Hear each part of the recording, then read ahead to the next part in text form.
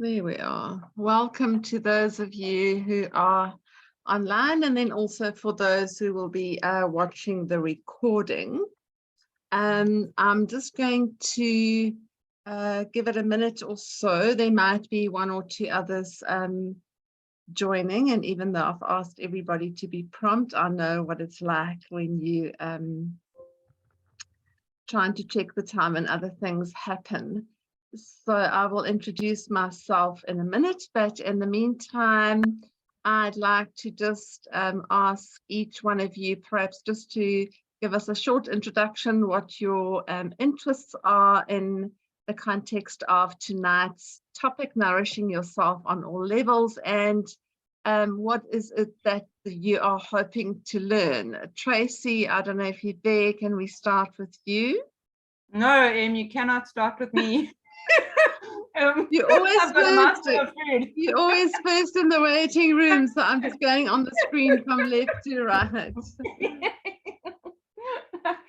How's it, Em? How are you doing? Good, Trace. That's good. Actually not too sure what I'm wanting to get out of tonight's course, to be honest. So just interested to hear what you've got to say. Great.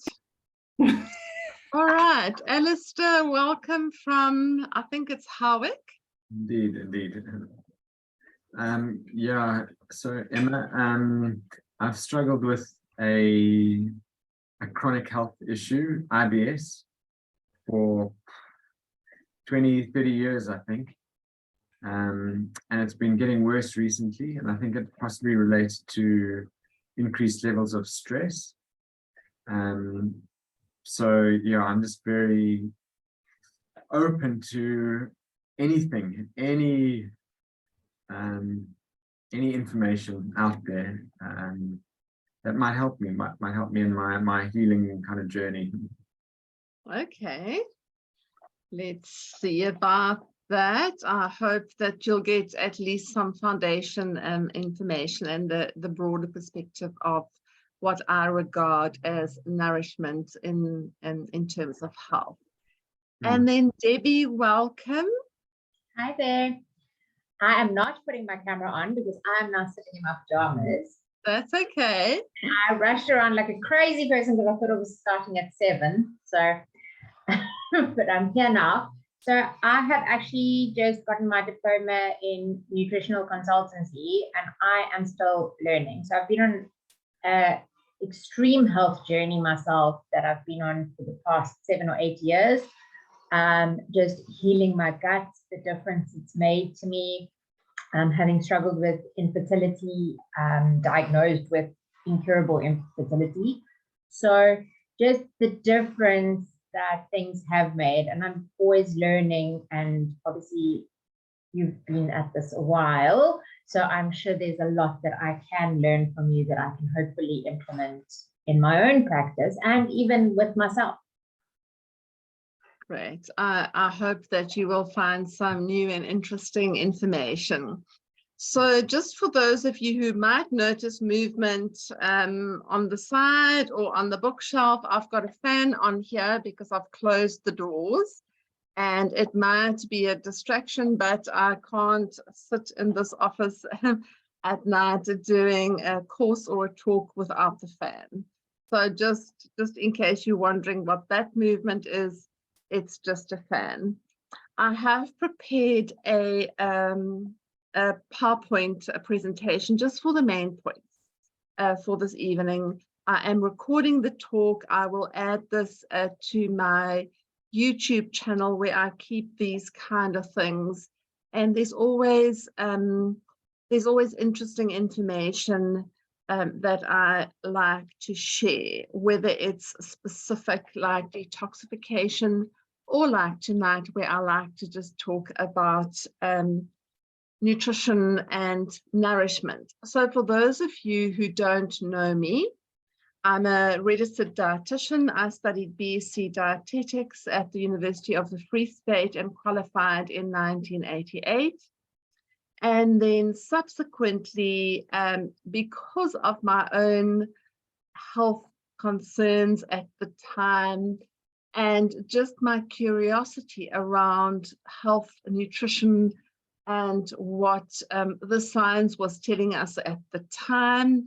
I've really proceeded to learn so much about nutritional therapy, other aspects of nutrition that I wasn't taught in my degree. I've also done the Applied Functional Medicine and Clinical Practice course through the Institute of Functional Medicine in 2012. And yeah, as much as I could, learned from experts in the field. What I realized is that what the science taught me in the 80s when I was studying and what the science is saying now can be quite a different approach. So science is not an absolute that doesn't change. Sometimes we have to always keep an open mind, and sometimes we have to allow for things to evolve. In the 1980s, it was very much the low-fat approach, and as we know now, that's no longer really a consideration. We have found that that didn't really work for everyone. So as far as nutrition goes, it's never a one-size-fits-all, but we've come a long way in understanding what is beneficial and what is not. So I've tried to summarize the main points that I apply in my practice with clients, but to also give you quite a broad as well as in-depth view on certain things that I consider to be essential. So I'm going to share my screen.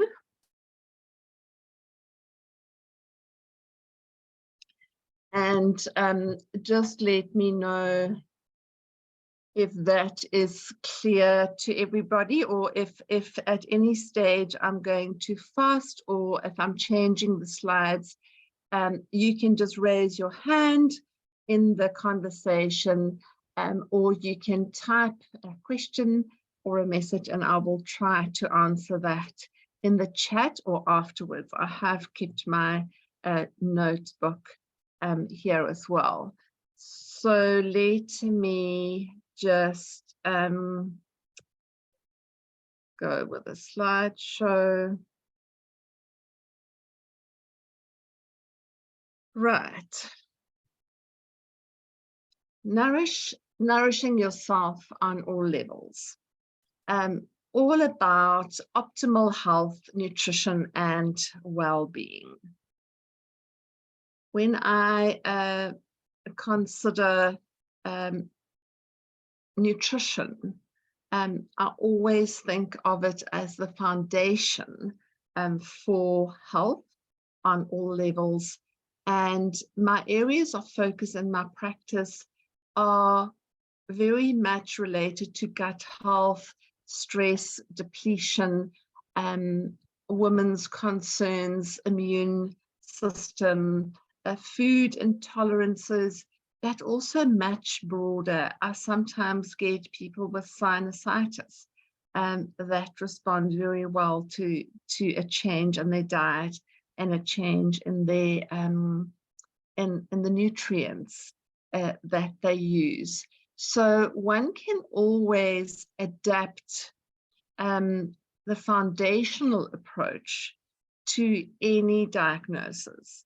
And I've often said to my clients that regardless of what you've been diagnosed with, that does not always determine where I go in a protocol.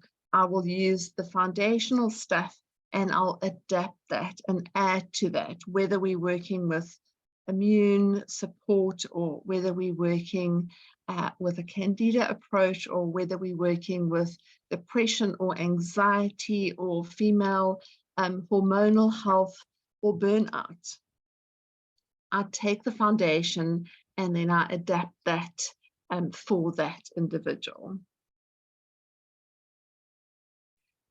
So I just want to see here, if you'll just give me a moment. I just want to make sure that these slides are clear. Can you see the definition of nourish on the right hand side? I just want to make sure that I give you a clear look here. Sorry to do that.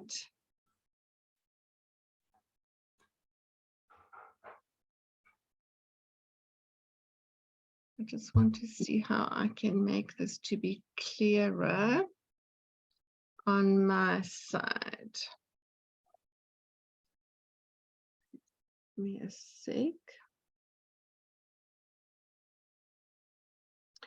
Priya, welcome. It's lovely to see that you have joined us. Hi, Emma. Thank you so much. Thank you for having me. I will let you introduce yourself a bit later. No problem. When you nourish your body, it is what you give it in the form of nutrients and a few other elements, which we will get to, that you need to stay healthy and to flourish. So nourishment is not just about survival. Nourishment is very much about how do you stay well and how do you maintain excellent health. And I often compare nutrients and nourishment in humans to how we look after our motor vehicles. So, you know, in your car or your bicycle or your scooter, it's not just about having sufficient fuel. It's also about the tire pressure, the battery, the water, the spark plugs. And when everything is there in its optimal state, then this vehicle will go further and it'll last longer and it won't break down. We don't just attend to our vehicles when there's a problem or when the tire is completely flat. So I see nourishment in the same way as how do we maintain our health in such a way that we really thrive and not just survive. And then when I look at health, that's a state of overall well-being on a physical, mental, and social level. That's not just about the absence of disease, but really indicating that somebody has great vitality, they feel energized, they wake up in the morning feeling inspired, the immune system is working perfectly, they find it easy to focus, and in the long run, they don't have to continue to manage disease or symptoms with medication. When I think about health, I want to emphasize here that health is not just the absence of symptoms. So you're not healthy because you're not in ICU. You're not healthy because you're not lying on your bed and you can't get up.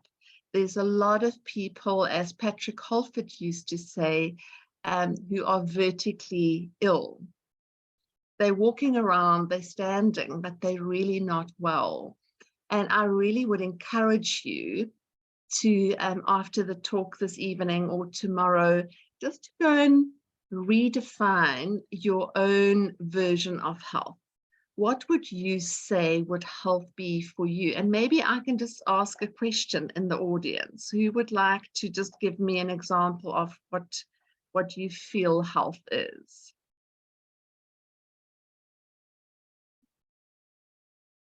Anyone?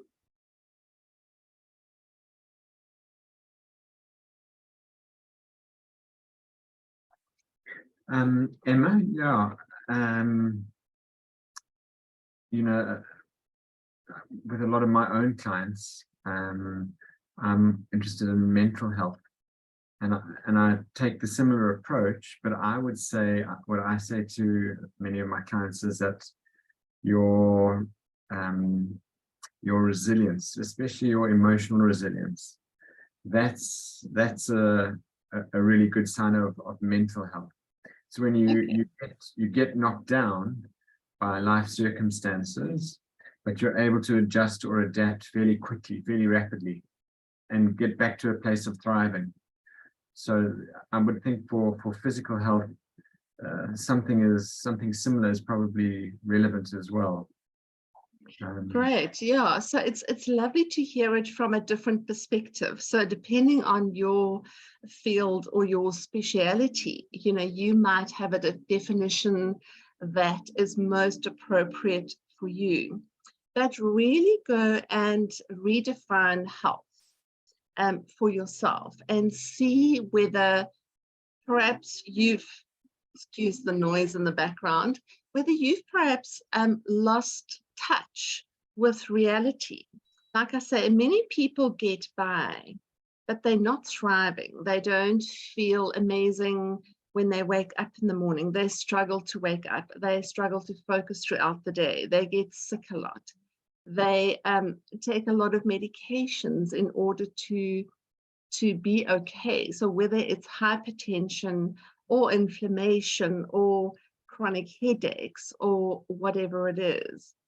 So I think once we can have a new definition of what health really is, we can then find a way to pursue that and to ensure that we maintain that.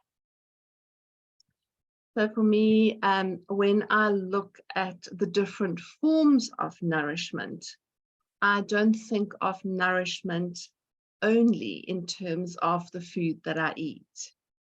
Of course, healthy food choices would be essential, but no more important than adequate sleep. Conscious breathing habits. I often see clients who eat only organic food, they drink the green juices, they exercise a lot, but they don't breathe properly, and then they also get unwell. So conscious breathing more and more is being mentioned as part of the foundation of maintaining good health. Then positive thoughts. If I think of mental health, it's not just the absence of depression or the absence of ADHD or anxiety. Is what do you think about most often? What do you read? How do you nourish your mind? What do you watch? What do you listen to? So that I consider as a form of nourishment for the mind, because a lot of people will watch horror movies. They will listen to things that's just bad news all the time. You know, just opening a newspaper these days almost feels like that. As social media can very often contain a lot of fear and dread. So we need to balance that as well and consider that with the same sort of importance as what we eat. So how do we nourish the mind? Regular movement and exercise, very important as part of lifestyle choices. We don't all have to run or do yoga, but some form of movement is really important. It helps us to breathe better. It helps us to just get out in nature sometimes, or it helps us when we are physically fit to cope with stress better, for example. So I will get to some exercise suggestions as well. And then talking about the emotions, how do we nourish our emotional health? So in other words, what do we feel most of the time? And when I ask my clients that, they almost look at me, it's like, I don't know, you know, I said, but you have to consider that. If we're talking about food and nutrients, we also have to think about, what do I feel? So I want people to really focus on including on a regular basis the more uplifting emotions, things like joy and appreciation.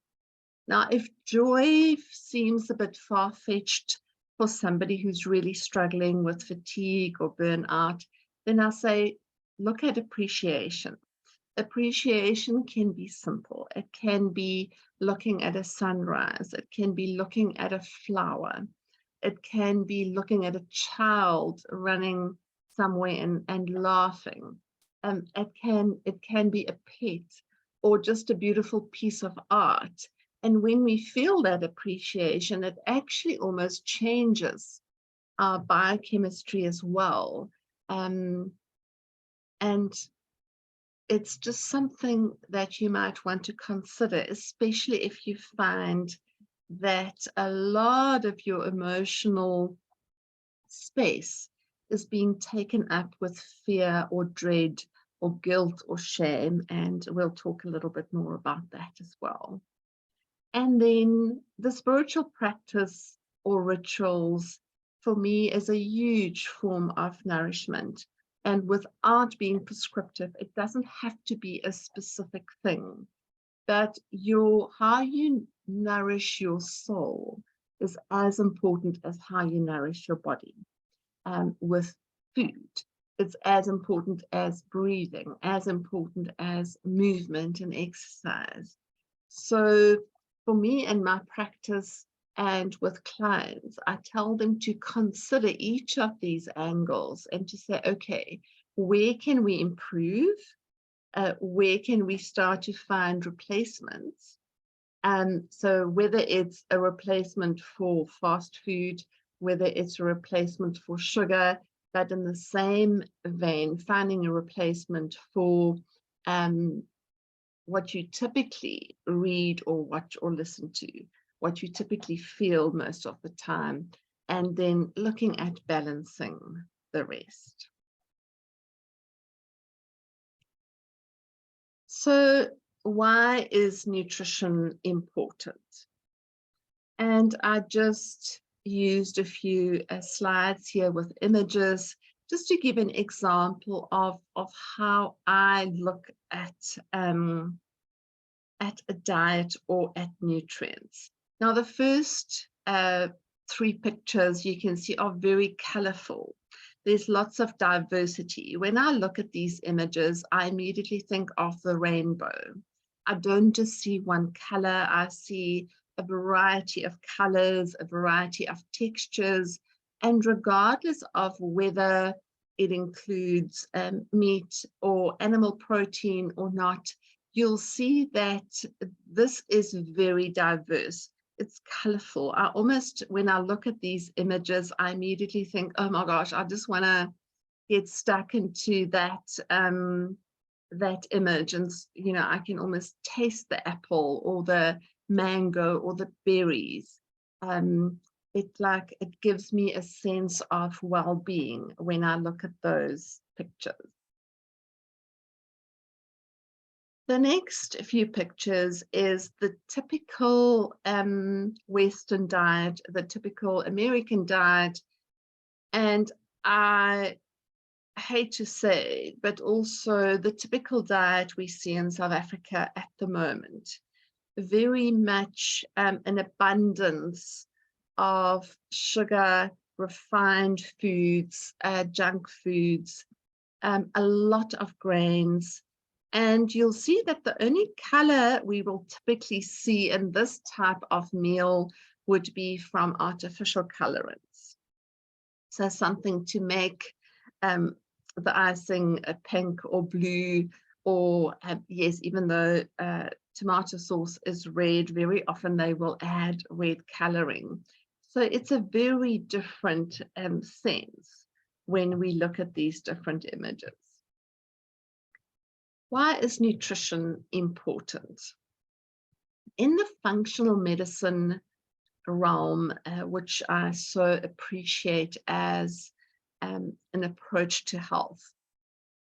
They say that nutrition forms the foundation or the cornerstone of health. Essentially, in the functional medicine or integrative medicine practice or approach, you can't ignore nutrition or the role that nutrition plays in getting someone better or in preventing the disease. We also know, and this is something that I mention more and more often these days, that nutrition will influence our genetic expression. So very often you'll hear people say it's in my genes because my mother had it or my father had it and their parents had it and my grandparents and great-grandparents had it. But what we know about genetics is that your genetics will load the gun and the environment will then pull the trigger. So we can switch genetic expression on and off depending on what we eat, what we don't eat, and what we expose ourselves to in our environment and in our lifestyle. So that for me is one of the most powerful considerations when it comes to nutrition. The way we eat can reduce chronic illness. So it's not to say that you should not go to your doctor or to a specialist when you're not well, but by changing your diet and by adding in good quality nutrients, you can reduce chronic illness. For me, it's very much about whether we're just managing disease or whether we're preventing it or whether we're reducing it. And we know from science now that by changing the diet, by adding certain nutrients, we're giving our body a better chance at overcoming chronic illness. I approach health from the principle of getting to the root cause. That doesn't mean, again, that we don't sometimes need medication, but sometimes we need medication more short term while we are changing the way that a person eats, while we are adding more nutrients, while we are addressing the lifestyle concerns. So it's about, if you're looking at the tree, if the leaves go brown or the tree loses its leaves or it's got some kind of disease, we can always just spray something on the leaves, but we can also look at how can we fertilize the soil where this tree is growing. And very often that will strengthen the whole root system. And when the root system is better, the trunk of the tree is stronger and the leaves are healthier. We all do that in our gardening anyway. So when we're looking at a personalized nutritional program or protocol, food will form part of the cornerstone, and not just the inclusion of certain foods, very often removing certain foods or excluding certain foods from the diet, especially if the individual eats it quite often. So for me, healthy food, healthy eating, adequate nutrients is a survival essential. It's not just something that we add when we're not well. It's something that we consider as an essential. So think again about your car or whatever mode of transport you have. The better you look, if you check your tire pressure often, if your fuel is running low, if your battery light or the oil light goes on, you don't just keep driving until the car breaks down on the side of the road. You immediately pay attention. But you also know that if you check these things more often, then chances are that you won't get to that point where the engine will seize up. I'm sure you'll all see the similarity in health and the motor vehicles. So what has really surprised me and still surprises me all the time is that here we are in the 21st century, and we have so many malnourished people, even though some of them might be obese. So malnourishment is not just in a scenario where there's famine. I see a lot of very overweight, very sick people who are malnourished because they're consuming excess calories but not enough nutrients. So it's what they refer to sometimes as overconsumption malnutrition, and that almost seems like a contradiction in itself, but it's very true for the Western world, that people are eating a lot of calories but not enough nutrients. So when we look at things like obesity, diabetes, heart disease, osteoporosis, dementia, inflammation, and cancer, it's not just that the doctors have not come up with the right combination of medications. It's not just that medical technology hasn't advanced enough to come up with a cure. It's very often that these individuals really lack nutrition and then they get sick. And then, of course, when you start prescribing various medications and still not addressing the nutritional requirements or the deficiencies, you're not getting to the root cause. So you keep on trying to treat the leaves of this tree, but you're not nourishing the roots. So I'm sure you sort of see and understand how important it is to think of nutrition and nourishment as taking care of the root system of this plant or of this tree. So what is the perfect diet then? And is there such a thing? I try to really simplify it from one of the books, and I will send you some of the pictures of the books that I use quite often as part of my learning and as part of the information that I look at. So I just made two columns here. The one is, what should your diet be or do, and what should your diet not be? So the first point here, I made it quite clear for most individuals, is have a low glycemic load and contain less carbohydrate. We see very commonly in the Western diet that most people are over-consuming sugars and carbohydrates at the cost of nutrients.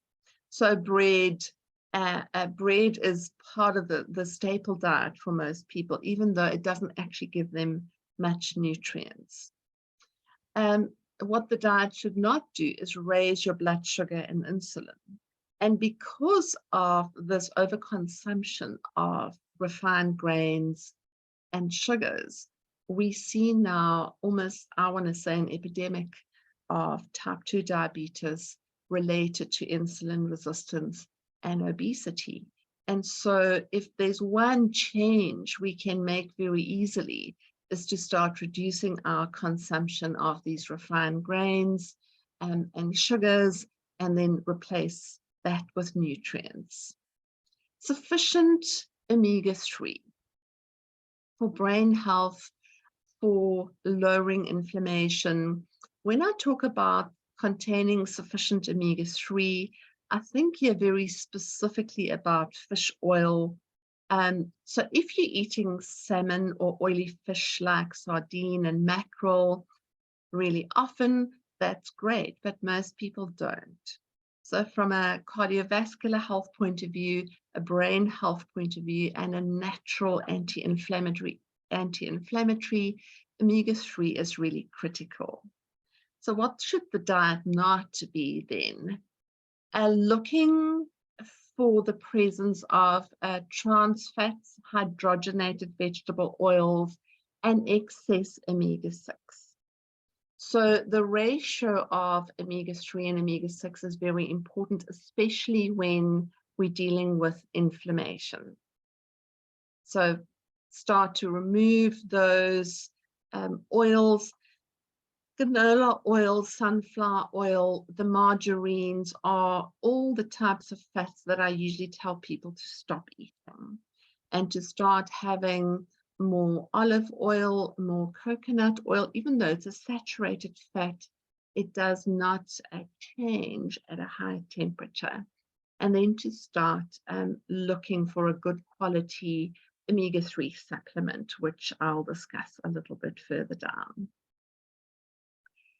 A diet should provide high levels of phytonutrients supporting healthy genetic expression, and I put there in brackets the rainbow diet.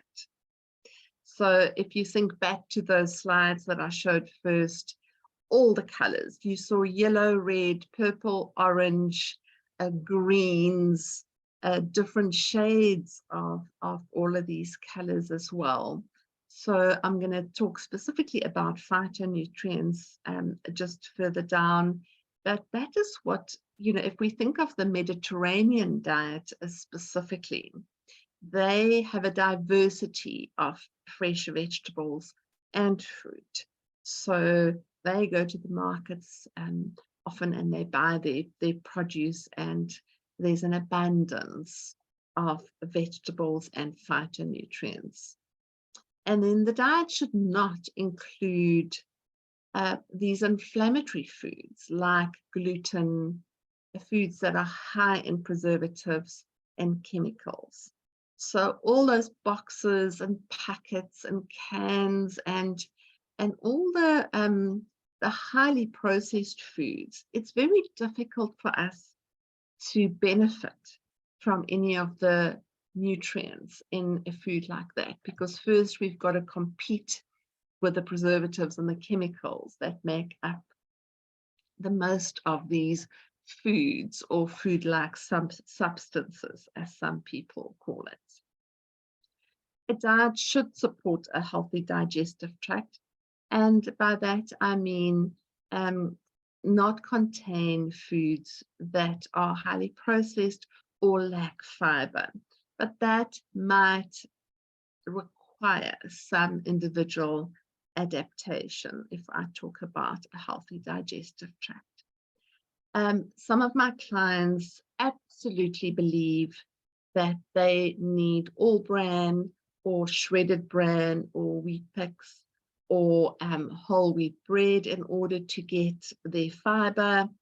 But I can assure you that if you eat sufficient vegetables and some fruit and those type of foods, you will get adequate fiber. You don't need to eat all bran and whole wheat bread to get your fiber.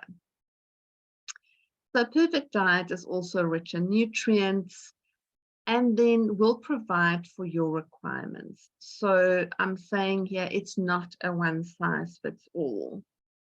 The foundation remains very similar and in many cases the same, but then there are a consideration. If somebody is an athlete, or if somebody is elderly, or is going through chemotherapy, or if they have an immune concern or an inflammatory gut condition, then I will definitely make some changes to the diet.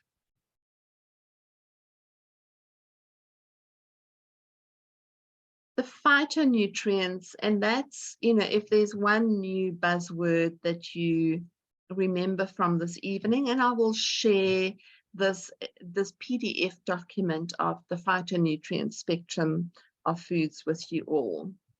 Phytonutrients are naturally occurring plant compounds that provide plants, fruits, and vegetables their distinct colors, and it delivers to us beneficial plant chemicals. So you'll just see the little image that I added there, and you won't be able to read it. I'll send you the PDF. But if we think of the red pigment that makes a tomato red, or the orange pigment that makes a carrot orange, or the yellow or the green that makes a broccoli green, the purple that we find in beetroot or in berries. And then there's a few others that sort of fall in the beige category, but those are not grains. So these pigments actually have very beneficial effects on our cells and even on the DNA. So the reason why we encourage people to really focus on diversity is so that we can get the benefit of each of the colors as often as possible. So not just eating cucumbers, not just eating bananas, but making sure that you get this rainbow as often as you can.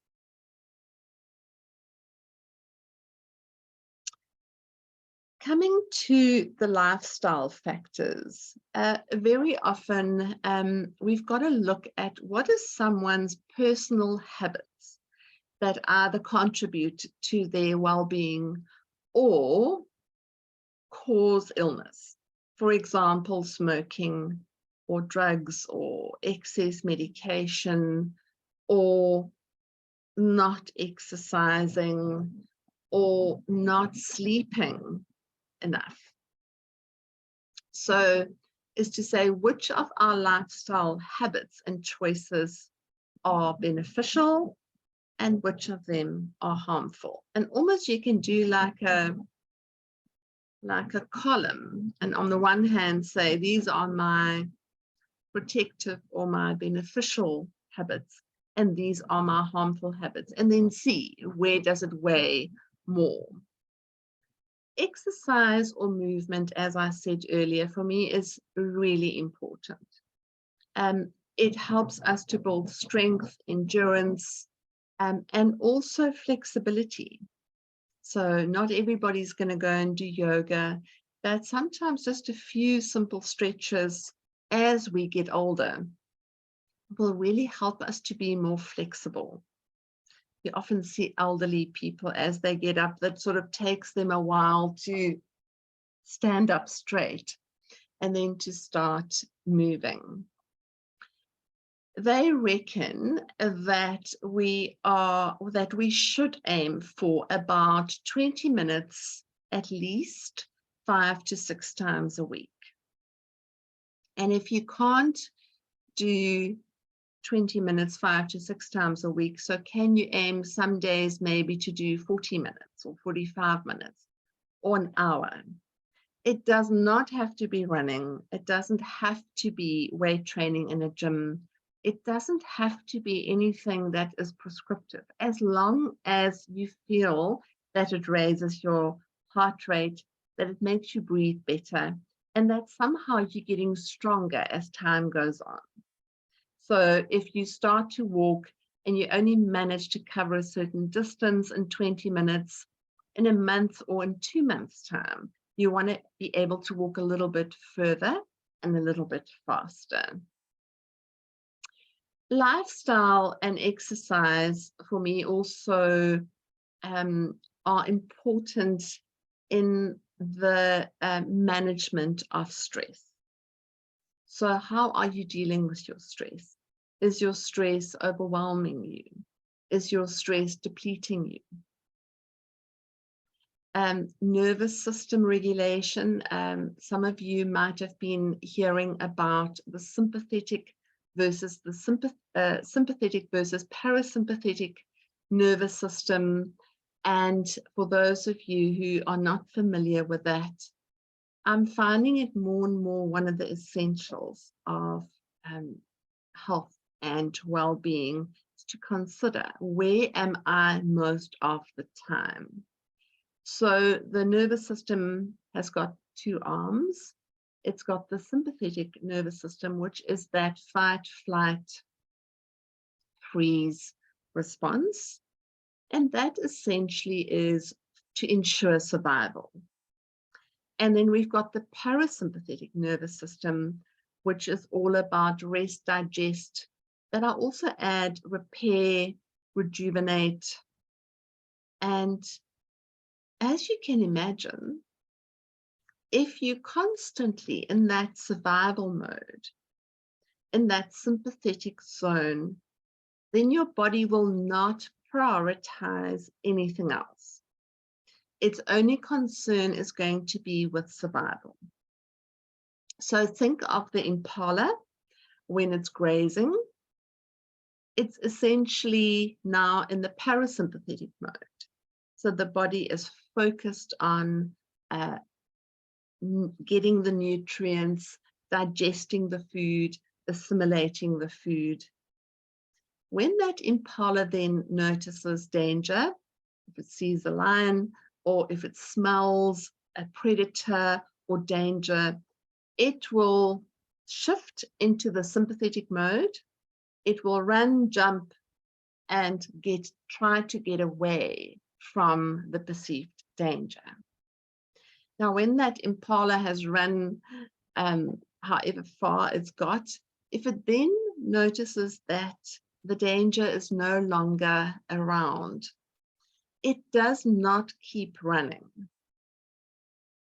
It might shake or shiver. It might sort of just check with its sister or mother or the rest of its family. Hopefully there are still a few of those around.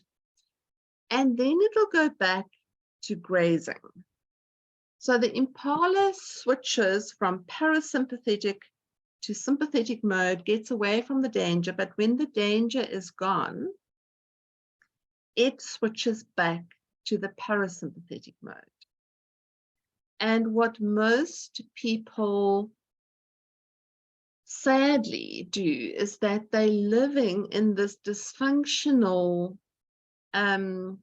chronic survival mode where the body only prioritizes survival and nothing else. It does not prioritize the immune system or digestion. It does not prioritize repair. So in order for us to thrive, and if you think about survive versus thrive, you cannot thrive if you're constantly in that survival mode. So it's very important to find the tools to get yourself out of that sympathetic zone. So for me, the vagus nerve is that switch, and that's how we understand parasympathetic and sympathetic nervous system. And I know a lot of these are quite technical terms, but the vagus nerve is the switch between the two. And to stimulate the vagus nerve, you can do simple things like a few conscious and deliberate breaths. You can splash your face with cold water, or you can do cold water immersion. But there's also other tricks like humming, singing, chanting, even gargling. Gargling will stimulate the vagus nerve. Now, that's not always that easy when you're stuck in the traffic and you've just got a fright, but you can breathe, you can chant, you can hum, you can listen to music that feels soothing or calming. We're not all able to always do an hour's meditation every time that we've been pushed into that sympathetic zone. But we can make sure that we're maintaining and regulating our nervous system and becoming aware of where am I spending most of my time. Any questions?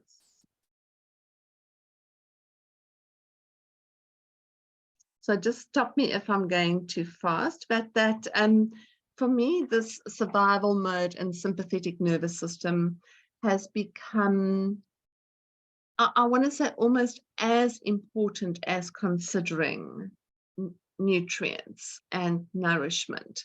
It's like the one cannot exist in isolation without the other. So you can be eating perfectly well, you can be exercising every day, but if you're living in this sympathetic survival mode, you still can't be well all the time, because your body is always going to be on the run. It's always going to be super vigilant, like preparing for the worst. So make sure that you start to consider those factors when you're looking at your nervous system regulation. A very important aspect for me of nourishment and health is cognitive health. And I've really become super curious and super passionate about cognitive health and how we prevent decline of cognitive health. One of the main practitioners that I've been following for some time, and his research is Dr. Dale Bredesen. And in his book, I will share an image with you.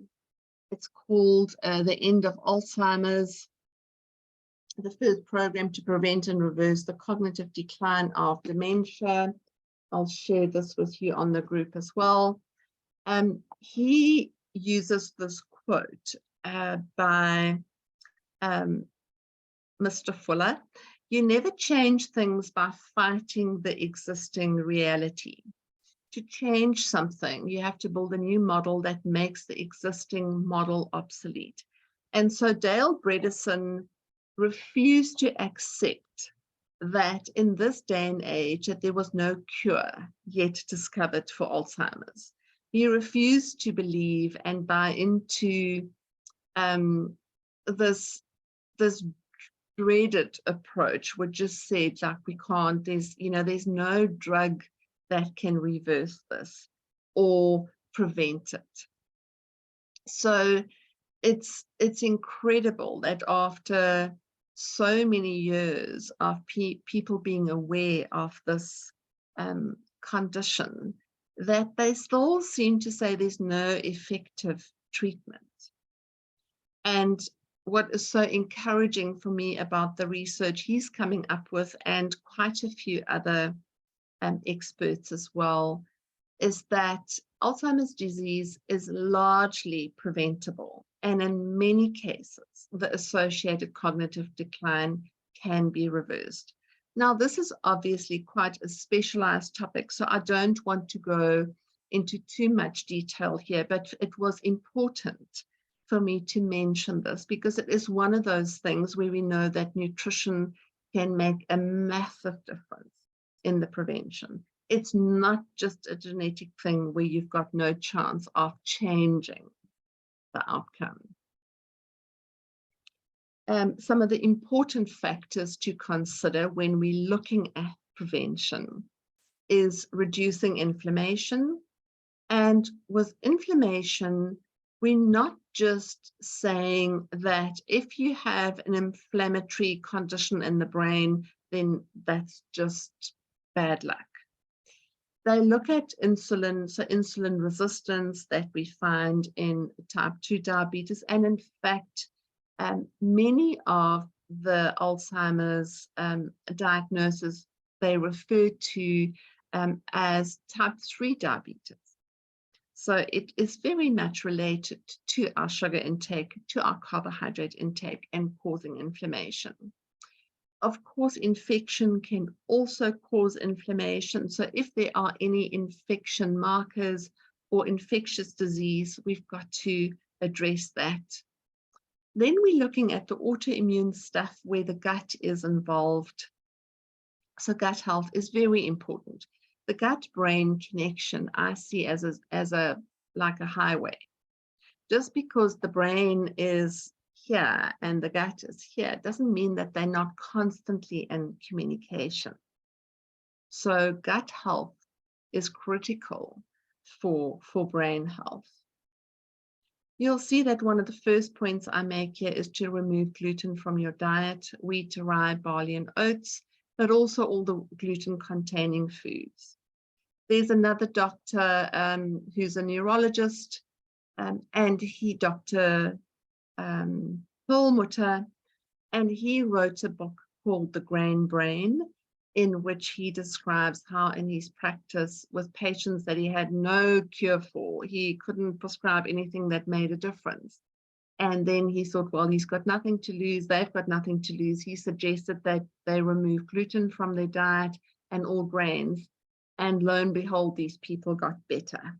So his book, The Grain Brain, if you want to go and look it up, it's a great, it's very inspirational, especially if you still think that removing gluten from the diet is only for people who have celiac disease.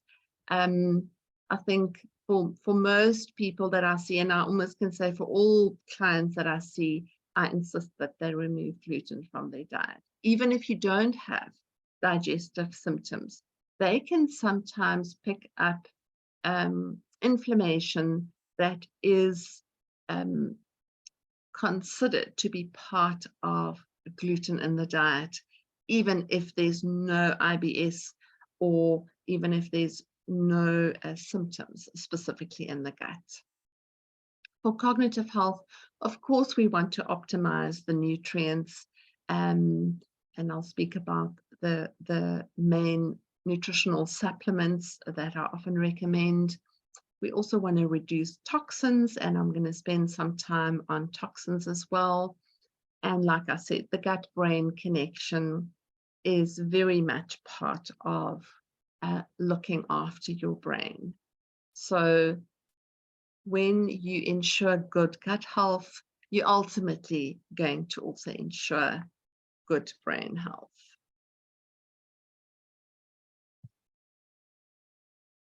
As I've been saying, toxins, it's not just about what am I eating and what am I not eating. Sometimes our exposure to toxins can really make us unwell. It can really put the body under enormous stress. I call it the toxic burden, but the first thing to think about is how are you looking after the environment? So at home and in your immediate environment, are you conscious and aware of recycling what you buy, like the single-use plastics type of things? Are you exposed to hormone disruptors in the forms of various toxic chemicals? So these are quite sophisticated things to consider, but they make a big difference in the short and in the long term. What is your toxic exposure at home and at work? I have a toxin, almost like an inventory that people can tick off. You know, every day I work in an environment where there's pollution. Then it's all the Wi-Fi and the 3G and the 5G. And then I wash my clothes and my dishes with chemicals, plus. And by the end of the day, you can't believe, you know, what the body has to do to really deal with this exposure. So I call that the toxic burden. I recommend that people really try to find, if they can, organic produce. But if you can't, then make sure that you find a fruit and vegetable wash, or using something like white vinegar. I usually say about a 1/3 cup in a basin to wash your produce with. Just running it under the tap is not going to dissolve that fatty layer, because of course this pesticide or this insecticide has to stick to the skin. So if we want to get rid of it, we need to dissolve that, and it's usually with something like a vinegar that can dissolve that fatty layer. So it's one thing to eat 6 servings or 5 servings of fruit and veg a day, But if they're all sprayed with chemicals, then you're actually also increasing your toxic intake. So we've got to get rid of that either by washing or by seeing if we can find organic food. Water as well, I recommend a water filter. Our tap water is not so much about the contamination with bacteria or waterborne organisms. It's very often the chemicals that are added to the water before it comes out of our tap. We're not designed to drink chlorine. So if you're going to invest in something or something on maybe on your birthday wish list or Christmas wish list, make it a water filter, because we want to get rid of the heavy metals and all the other chemicals that are added to water. Don't for a minute think that our constant exposure to Wi-Fi, cell phones, our computers, our electronic equipment is not considered a toxin as well. And I don't want to sound like I'm only giving you bad news, but it really is important for us to consider this as part of the toxic exposure and toxic burden every day. So I will mention something else in one of my further screens. Think about your personal care products and the detergents that you use at home. Is it possible to start planting a garden or to grow some food in a container? So I don't want to go too much into the detail of just toxins and making this sound like a detox talk, but the toxins can be a big factor when it comes to us not being well. So if I work with a client and I just can't seem to shift them out of their ill state, I very often start with a detoxification, a process, and then trying to see how we can limit their exposure to toxins in their environment. Yes, Debbie? What I have found as well, especially for women, is what is in sanitary products, in commercial sanitary products, in terms of toxicity.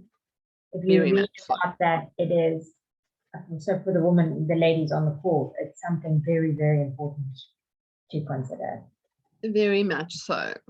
So, you know, over many, many years, that chronic exposure can really add up. Thank you for mentioning that, Debbie. People say to me, so what are the symptoms of toxicity? I sometimes do a detox questionnaire and people just say yes, no, yes, no, yes, no. It can be very generalized.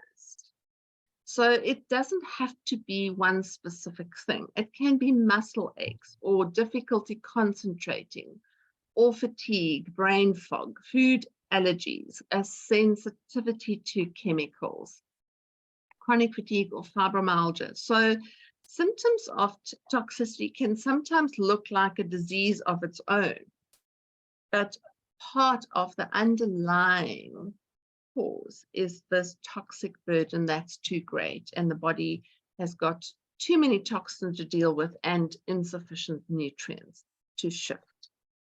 So when I look at detoxification, I want to reduce the toxic burden and increase the nutrients, and then we get the body to shift and heal and repair.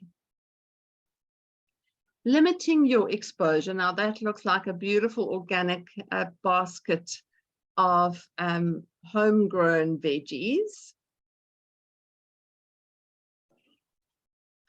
This slide and this talk will be, it is recorded and I will save that on my YouTube channel as well. But if I look at the addition of harmful chemicals to the food that we want to eat a lot of, it really becomes quite a dilemma. You know, eat more of that, but what has it been sprayed with? So I really try and find organic where I can. There are farmers markets. More and more, if we start reaching out and sort of getting in touch with people, you'll find that you can buy a box of produce that's been organically grown or not treated with all these chemicals. So it's just one of those things that I feel gets in the way very often of our nourishment. Every year, one of the institutes come out with a list that they call the Dirty Dozen. I think they've just made a new list, and I think I've got one of the older lists here, but you can look up Dirty Dozen, and then it's something like Clean 13. So it's those two that they mention, and where they say, consider buying these organic. Apples is always on the list, but it's very hard to find organic apples. I saw actually the one Dove House Organic in Harwick, Alistair, they are amazing with the organic produce. I go to Belito sometimes to look at what I can find there, but in your area, or just start to ask, where can I find organic produce, and start looking at that. But if you're buying apples from a supermarket around the corner, please make sure that you use a fruit and veg wash, or that you're using vinegar, because there will be that beautiful shiny apple has got a toxic layer that you've either got to peel off or you need to rinse. So you'll see that in the Dirty Dozen, there are some things that they recommend that you buy organic if you can. Grapes, potatoes, spinach, bell peppers, nectarines. Apples is always there. Strawberries is always on the list. I think every time I've looked at the list, those things are there. And then some of the other, it's a Clean 15. The produce in this list that they'd seen the lowest in pesticides: onions, avos, sweet corn, pineapple, mangoes, sweet peas, asparagus, kiwi, cabbage, eggplant, cantaloupe is like a melon, watermelon, of course, because there's that thick peel that you don't typically eat. Sweet potato, which is great. I'm loving that that's on the list. Mostly fruits, but at least onion is one of the veggies that we see as low in toxins. So when it comes to our dairy products, our meat, poultry, fish, etc., I insist, and I try as much as possible to only buy from a butchery where they can ensure that it's free range and not routinely treated with antibiotics. Because if that cow or that sheep or that chicken or whatever was raised and injected with a whole lot of things, when you eat that, you're getting that. So I was very fortunate in that I was made aware of this when my children were still really little. So they were raised on free range. And if it meant that we had to eat less meat and less chicken, then that's what we did. But I knew that it wasn't routinely treated with antibiotics and the growth hormones and all the other nasty. So when we look at just the excess of antibiotics that are given to livestock annually, so I think these were sort of American statistics, but those animals in feedlots, let's not even think about, you know, the humanity factor, but you do not want to eat that meat. Then rather eat free-range eggs if you can't find free-range meat. We know that it's passed on to us. So just become very mindful and very discerning with where you buy and what you buy. As I was saying, choose free-range, hormone-free, antibiotic-free dairy meats and eggs whenever possible. always wash your produce well. That's not just under running water. Just start to ask around, just start to consider what it is that you're eating more of, and if there's a safer way or a cleaner way or a less toxic way to get that. And then when it comes to reducing your exposure of toxins in your environment, I very much encourage every single client to start replacing their household detergents, their personal care products with something that is toxin-free, that is friendlier to the environment.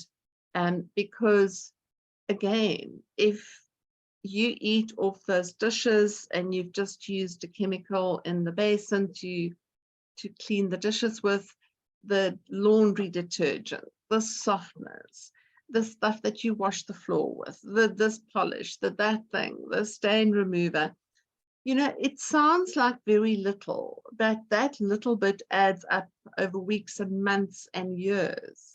And if you can start replacing these items with something less toxic, you are really helping the environment, but you are reducing your toxin exposure every single day. Tracy did one of my detox courses, so she'll know that was one of our main things, is just to start being mindful before you buy the Jik or the Handy Andy, without having to mention all these names. Just start thinking, is there another way? Like, I remember ladies going into people's homes and using bicarb and lemon juice to just about clean everything, and white vinegar. So, you start to learn about these non-toxic ways that actually can clean things amazingly well. And there are so many options available these days compared to 20 years ago. There are various ranges to choose from, some more affordable than others, but that's a consideration. Looking at the packaging, and again, I'm not going to spend too much time here. Plastics, for example, we know it's not good to heat your food in a microwave in a plastic container. I don't like cling wraps on everything. So when I put food in the fridge, I don't put cling wrap over it. So start looking at using more glass, more stainless steel.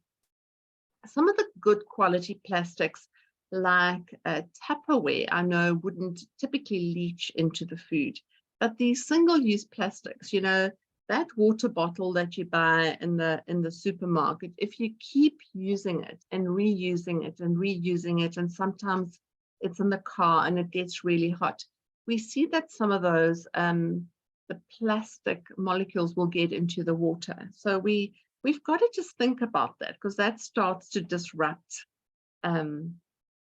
our health. And then just to get to some of the other factors, I think soil nutrients are very often neglected and overlooked. It, for me, is as important as the food that we eat. It's as important as how we nourish our emotions and our mind. And soil nutrients, things like joy, appreciation, love, peace, having a vision or a dream, gratitude, connection, belonging, acceptance, finding a ritual that for you feels like it feeds your soul. So it's not prescriptive. It doesn't say it has to be prayer or meditation or being in a church or being in a temple. It is whatever feels like it nourishes your soul. And you can think about how seldom we actually really consider these things. Most of us just rush through the day to get from A to B, and then, at night we sort of lie awake sometimes and we worry about tomorrow and we worry about what happened in the meeting earlier. But if we can just start to pay attention to this sort of soul nutrition or soul nourishment as well, that's going to be far more holistic. What are the things that deplete us on soul level? Brené Brown, as many of you will know, talks a lot about shame. And then I also find in many of the clients that are not well, that there's a lot of fear, there's a lot of grief, guilt, regret, resentment, anger, feeling disconnected. So if on a soul or a spiritual level, as somebody is not taking care of themselves, then it's very difficult to just get them better by changing their diet and giving them nutrients. I want to make sure that they are nourished on the physical, mental, emotional, and soul level. So to summarize some of the considerations, the take-homes, look at the quality of your food choices. Start to consider that, be quite discerning, and just start to look at things differently when you walk into a supermarket. Ensure that there's diversity in your diet. So not just bananas and bread and potatoes. We want to see the diversity of colors and textures and flavors. When we think of nutrients, are we eating for the nutrients and to nourish ourselves, or are we just eating to get full? When it comes to nutritional supplements, and I'll give you a few examples of what I often recommend, make sure that you ask for professional advice. Doctors are not trained to give nutritional advice. Sadly, their training is something like 2 hours or 4 hours in the 6 years. So also the people at these big outlets, I won't mention names, they've been trained by the representatives to sell a product. They were not trained to give professional advice for specific conditions.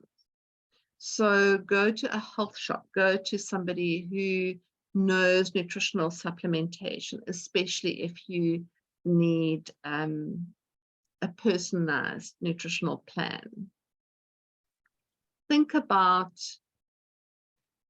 what do I think most often? What do I read? What do I watch? What do I feel most often, and how can I change that? Can I replace that with a few rounds of appreciation for something during the day? How do I nourish my soul and my spirit? How can I reduce what is depleting me? If I look at my environment, my exposure to toxins, but also to people and thoughts, because they can also be toxic. So we don't have to constantly expose ourselves to people who feel like they deplete us. Supplements I often recommend, and this is really foundational stuff. This for me is like making sure that there's air in the tires, that there's fuel, that there's battery oil and water in my car. A good quality or a high strength multivitamin and mineral or a B complex.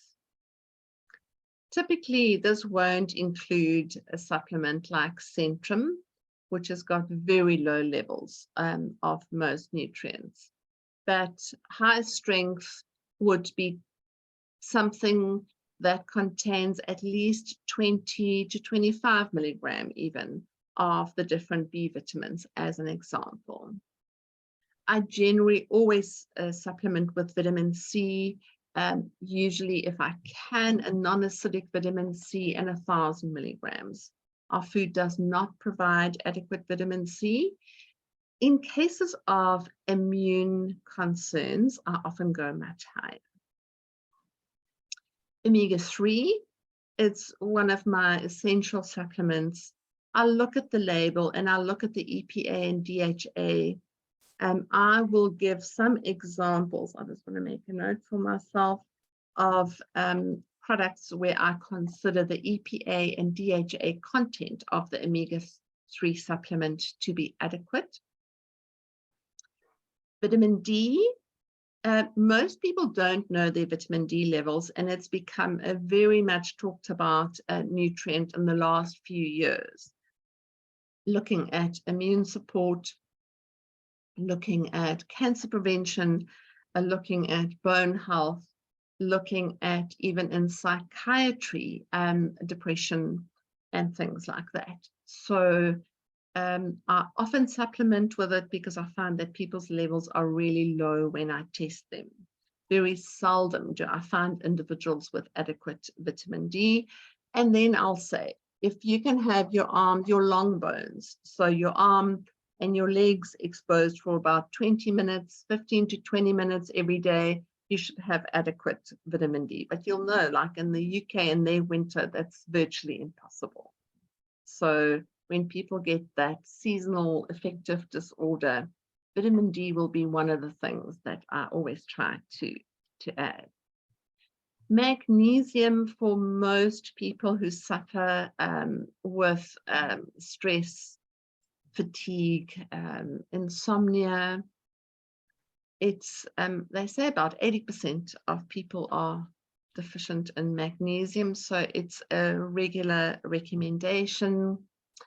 Zinc, especially for males and for immune health, and then probiotics, depending on what it is that I deal with in the gut health. There are different strains, different strengths that I often recommend that, especially if there's an ongoing gut concern or if people have been on frequent antibiotics.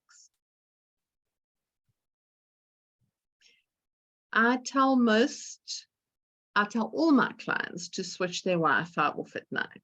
And they look at me like, what do you mean? I'm like, yes, every night before I go to bed, I unplug my Wi-Fi. I don't want to be sleeping in that constant exposure. And then also on your phone, where you have your Wi-Fi and Bluetooth, I will take a picture of this as well. I switch that off. So if you can, switch your phone on airplane mode at night, but some people have to be reachable. But if your Wi-Fi button is on when you go to bed, your phone will constantly be searching for other connections, which means right next to you, usually on your bedside table, huge exposure. Grounding and earthing, that for me is almost as important as walking or moving or doing exercise. That is taking your shoes off and walking on sand or on the grass or swimming in the sea. This will also help to just it helps us to almost get rid of all this Wi-Fi and this electromagnetic exposure that we sit in and sleep in and day out. It also, for me, is a form of getting out of our minds. If you're constantly overthinking and constantly spending a lot of time in your head, taking your shoes off and feeling grounded on the earth, thinking again about the roots of the tree. It's what gives us that sense of, I can stand with my feet firmly on the ground. Very important. Earthing. They say even just lying on a blanket on the lawn, few minutes every day or on a weekend when you can is very good for us. The term earthing has been described very well now for some time. Breathing as part of the vagus nerve, but also to make sure that we have enough oxygen for our brains, very important. There's a doctor in Joburg a few years ago, some time ago, who used to say to his patients on their first visit, he didn't want to do blood tests, he didn't care what they were on or what they were not on. He would send them home with breathing techniques, and he would instruct them to get a water filter and to start drinking enough water, filtered water every day, and then to come back in a week or 2 weeks' time, and then he would treat them. So breathing, it's like essential for our vitality. Being in nature, very important. We can't be without nature. That's why we have to really look after our environment. Rituals, whatever that is for you, whether it's something to signify the end of the day, whether it's lighting a candle, whether it's doing a few deep breaths and just appreciating your day, or doing a round of gratitude, 5 things in the last 24 hours. I find that very grounding for me to have a ritual, something that says, I appreciate the day. I'm thankful for the interactions I had, or I acknowledge my courage, or whatever that is. So see if you can start to introduce some rituals. For me, that's a form of nourishment. I also mentioned here, where do I identify lack? What don't I have enough of? And how can I change that? So that's not identifying lack so I can feel more sorry for myself, but where can I top up with nourishing myself on a physical, mental, emotional, or spiritual level? Where can I take more time out, even if it's 5 minutes, just to do something that's going to feel good? And then I want to just thank you all for your time and for listening, and then also for those who will be watching the recording. Are there any questions or any comments? Emma, the question I have is to do with the probiotics, but I suppose more specifically testing for lack of certain varieties, certain species. Is that available in South Africa? You know, can one send stool samples off to some lab and they can tell you what you have an overabundance of, or you know, perhaps you're deficient in certain varieties? Because it does seem like our microbes, the gut microbiome, is just critical for all-round health and well-being. Yes, very much so. So unfortunately, there was a company, a doctor's data in Synexa, that I have used previously for comprehensive stool analysis, and they no longer do that. There is a new lab that I have not used. Mm-hmm. It can be done, but I pretty much get it right if I understand the main concerns and by using the basics and the foundation approach.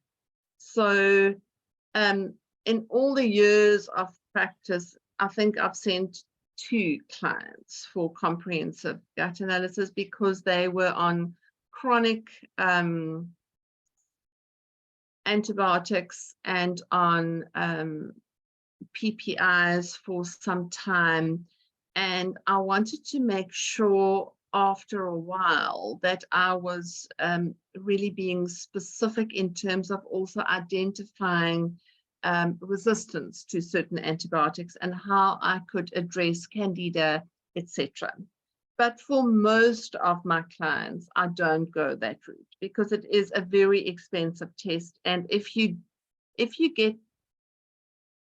I take a thorough history and I then make the recommendations, like I want to say 98% of the time one can resolve and shift the condition without going to those great lengths. Okay. Anyone else? I'm sorry, that was really a long lecture almost, but that for me is, and I'm very glad that I gave myself 90 minutes. You know, nourishment and nutrition, we can almost try to oversimplify it and not appreciate how far it reaches and how broad it is and what it involves. So I hope that I inspired you or encouraged you to think about nutrition again in a way that will, that will be good for you next week and next month and in the years to come. Thank you so much. It's been very informative. Wonderful. So I will send you, I will send the link of the recording, but I often delete the recording off Zoom just to make space for all my other courses, and then I add it to my YouTube, but I'll keep that, I'll post that also in my various social media. You're welcome to share that with friends and family and colleagues, and thank you so much for joining me tonight. It was lovely to chat to all of you. If anybody else is based in Cape Town, I did share a link for some products. They do eco-friendly natural products that are household cleaning products that I buy. And then I have found a farm that does organic vegetables that deliver on a weekly basis. But I'm obviously fantastic. Please send that to me, because then I can also maybe mention that on social media. My clients or I don't want to say my following, it sounds like, you know, I'm a rock star, which I'm not, but there are Cape Town clients, Joburg clients, UK clients, and people from all over. And I think it's so important that we get to know these places. It's great to know that the movement is becoming really big in terms of awareness. I've got a chicken supply of veggies and then somebody that I get eggs from. So I'll share all that information with you. That'll be lovely. Thank you so much. Good night, everyone. Thank you so much for attending. Thank you. Chat soon. Bye. Bye. Bye.